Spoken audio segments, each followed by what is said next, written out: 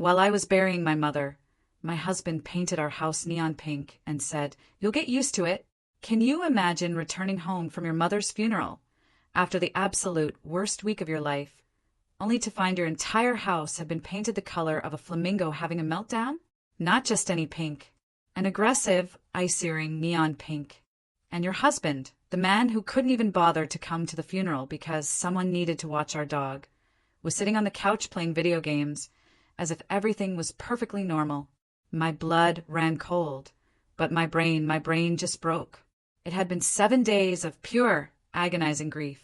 7 days in Ohio, handling my mother's funeral, sorting her estate, and crying myself to sleep in my childhood bedroom.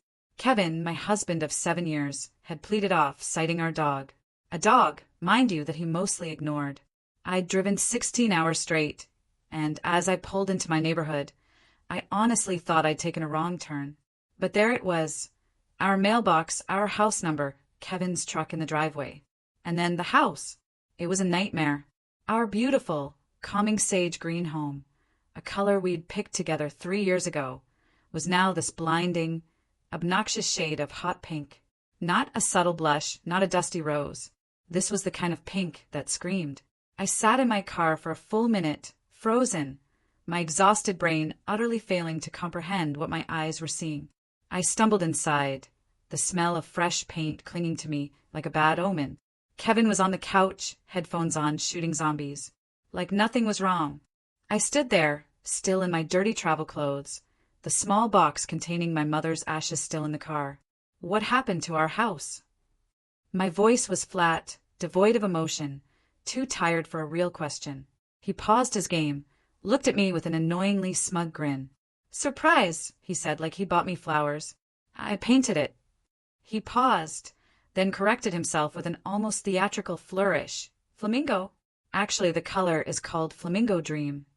And then he went right back to his game. Flamingo Dream. I repeated it slowly, the words feeling foreign and absurd. Maybe I was hallucinating from grief and exhaustion. I looked around our once peaceful living room, now bathed in this sickening, vibrant hue. "Kevin, why is our house pink?" He sighed, as if I was the one being unreasonable. "I wanted to do something fun while you were gone. The green was boring. You'll get used to it." Get used to it? I could feel a tremor starting deep inside me. I was standing there, the ashes of my dead mother in my car, and my husband had unilaterally turned our home into a joke. I told him, in no uncertain terms, that I would absolutely not get used to it. I told him he couldn't just paint a house without discussing it with his spouse. I told him Flamingo Dream did not belong on a house in a neighborhood with an HOA. He rolled his eyes. "You're being ungrateful," he sneered. "I worked really hard on it." He'd even hired painters. And the money? He'd used $4,000 from our joint savings to do it. $4,000. To turn our home into an aggressive, screaming, pink insult. 3 days later, the HOA violation notice arrived. 30 days to repaint or face daily fines. I showed Kevin the letter. He just shrugged. "Just pay the fines." "I like it." I asked him where he planned to get the money for daily fines when he'd already drained our savings. His response? "You're always so negative. Maybe you should see a therapist about your attitude." That was the breaking point. Not the pink house. Not the $4,000. It was the complete, utter dismissal of my feelings, my grief, my concerns. The way he looked at me, like I was the problem. That's when I started to really pay attention. Kevin had never cared about house colors. He'd never cared about decorating or aesthetics, beyond his video games and his car. But suddenly he was texting constantly with a new, secret smile on his face. He was going to the gym every day, something he hadn't done in years. He bought new, fitted clothes. And then the most bizarre thing, he started whistling. My husband, who hadn't whistled once in our entire marriage, was suddenly whistling show tunes around the house. I mentioned this to Deb, our neighbor. Deb had lived on our street for 20 years and knew everything. She got quiet, then hesitantly suggested I talk to her husband, George. George worked at the very gym Kevin had been frequenting. George told me Kevin had been coming to the gym with someone, a man named Patrick, a flight attendant who lived in the city. and they were very friendly. Very, very friendly. The kind of friendly where Kevin would spot Patrick on the bench press for 40 minutes, even though the exercise only took 5. I went home. I looked at our pink house with new eyes. Flamingo dream. I walked inside and found Kevin texting that stupid smile plastered on his face. Who's Patrick? His face went white, then red. Then he started talking a mile a minute about how Patrick was just a friend from the gym, how I was being paranoid and crazy. I cut him off. Why did you paint our house pink, Kevin? He tried to brush it off, said he already told me. I asked again. He said it was just a color. I asked one more time. And Kevin broke. The words tumbled out, fast and disjointed. Patrick was a flight attendant. Kevin met him at the gym 8 months ago. Patrick's favorite color was pink. Kevin painted our house flamingo pink because Patrick liked it. He was gay or maybe bisexual, still figuring it out. He'd been seeing Patrick this whole time. Gym, coffee, dinner, and then more. He stood there in our pink living room, hand shaking, voice cracking. He'd been living a completely different life for 8 months while I was taking care of my dying mother. I looked down at my hands. I was still holding the cardboard box with my mother's ashes, the one I'd carried in from the car without even thinking. A simple brown box with her name and dates. I walked very, very slowly to the fireplace. My hands were steady. I made sure to place it exactly in the center of the mantel, because if I wasn't careful, I might pick it back up and throw it at Kevin's stupid, selfish face. He was still babbling. He never meant for this to happen. He tried to fight it. He was so confused. I turned around and truly looked at him. The man I'd been married to for 7 years. This person I thought I knew. He was wearing one of those new, fitted shirts Patrick probably helped him pick out. You need to leave, I said, my voice eerily calm. Just for tonight. So I can think. His face got red again. This is my house too, he spat. I've been paying the mortgage. I have every right to be here. I stared at him, and in that moment, I realized he had already left this marriage in his head. He was arguing about property rights, about his legal claim to our house. Not about us. Not about our 7 years together. Not about the fact that I had just buried my mother. He grabbed his keys and walked out. He didn't slam the door. He just closed it normally, like he was going to the store for milk. I heard his truck start up, back out of the driveway. Then silence. I sank onto the pink couch. The walls were so bright they almost hurt to look at. Flamingo dream, Patrick's favorite color. I sat there for hours. Mother dead. Marriage over. House like a highlighter. The HOA letters still mocking me from the coffee table. 27 days until daily fines. My brain couldn't function. Around 6 a.m., I found Madison's name in my contacts. My best friend since college. She knew my mother. She knew Kevin. She'd been at our wedding. She was the only person who would understand how completely insane this was. I stared at her name for 10 minutes before I finally pressed call. She answered, her voice rough with sleep but not annoyed. Words poured out of me. Kevin, Patrick, the pink house, my mother's ashes, the HOA letter. Madison didn't interrupt. She just listened. Then she said, I'm coming over. I'll be there in 30 minutes. 25 minutes later, she was there. Coffee from the good place. Bagels. She walked in, took one look at the pink walls and just said, wow. Then she hugged me and I finally broke. Not pretty crying. Ugly, snotty, body-shaking sobs. She just held me, silently, until my legs went wobbly and we had to sit on the floor. On the pink carpet, she pulled out a spiral notebook. We need to make a list, she said. I could barely think. But she started writing. Asterisk find a lawyer. Open a separate bank account. Get the house appraised. Figure out the HOA. Plan your mother's memorial. Asterisk each item felt impossible, but seeing them written down, neatly, made it slightly less terrifying. Madison stayed all morning. Around 2 p.m., Deb showed up with a casserole. She squeezed my hand, said, I'm so sorry about your mom. That was when I started crying again. Kevin never said that. Not once. She then pulled out a business card. If you need a divorce lawyer, she said, Lucille Caldwell.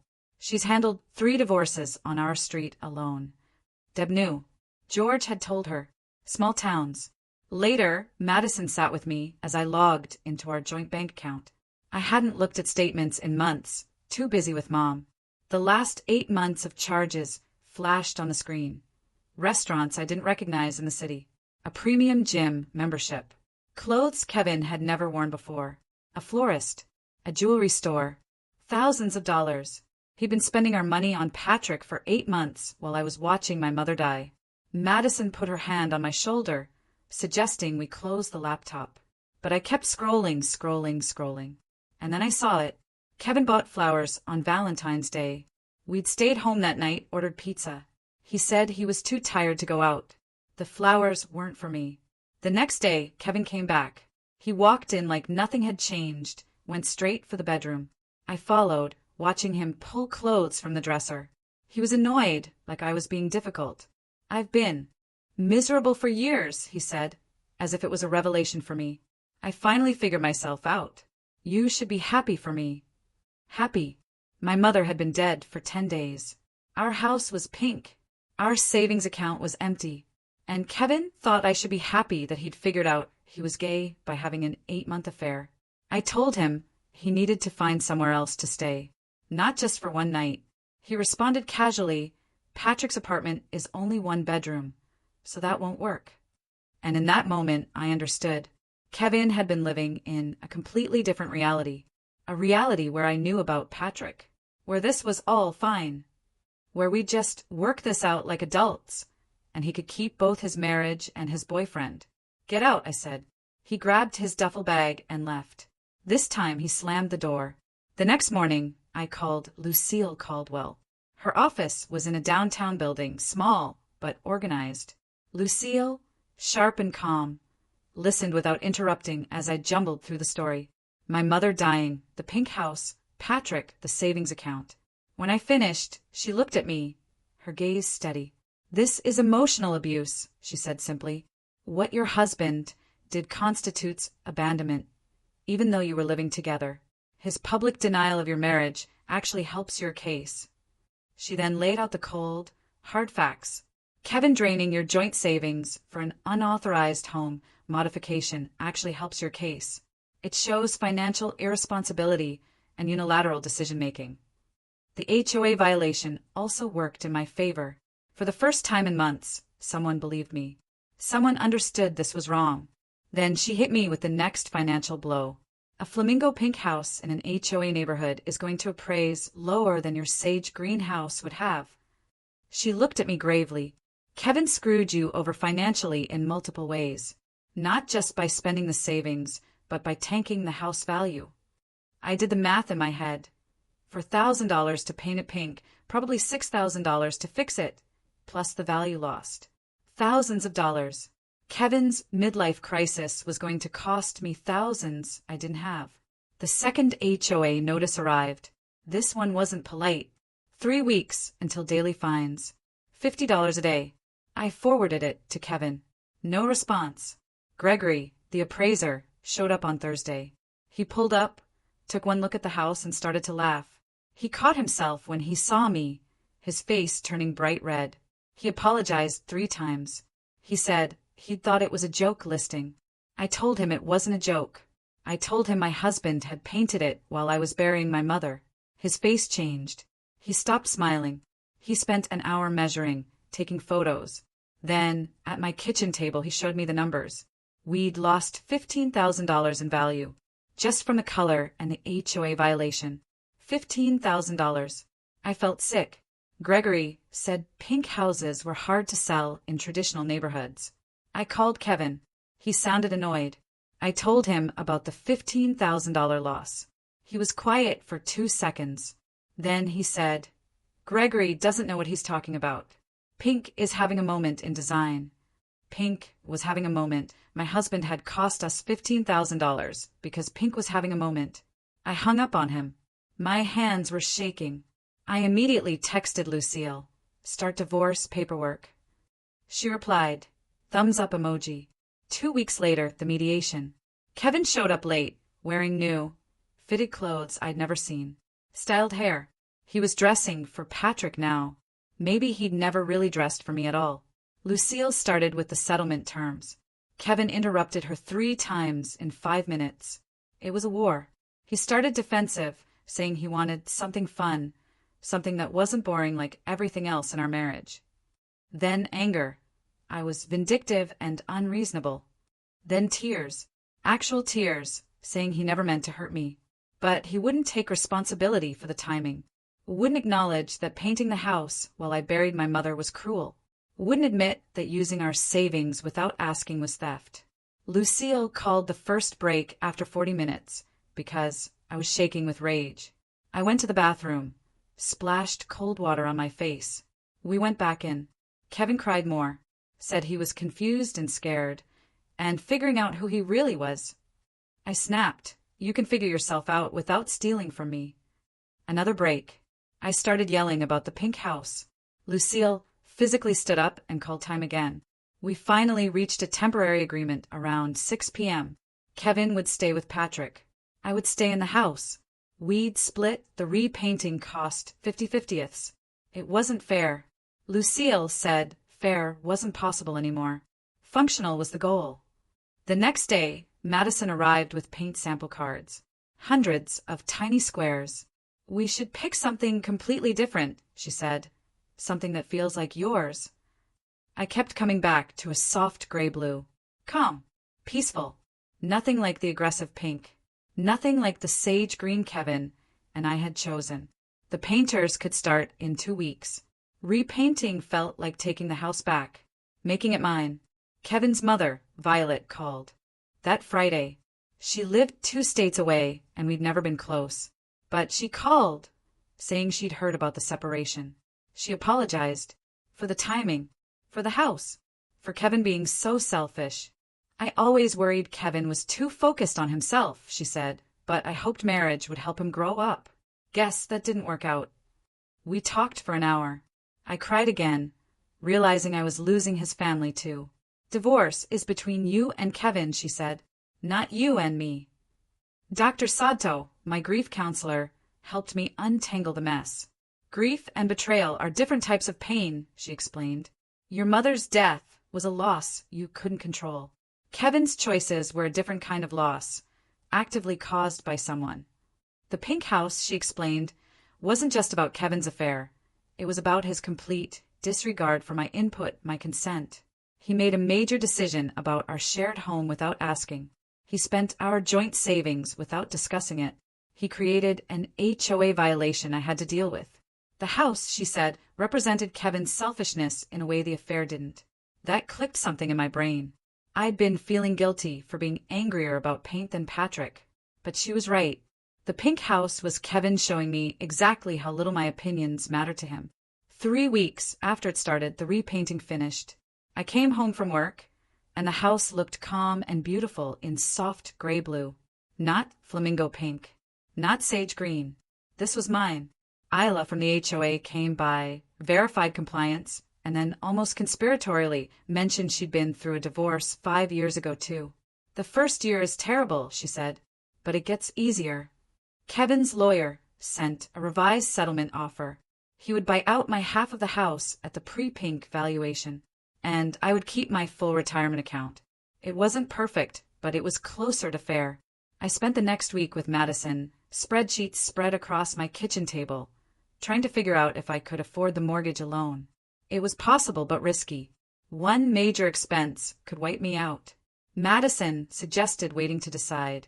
Kevin texted late Friday night. A long message, apologies, therapy, regret. I read it 3 times.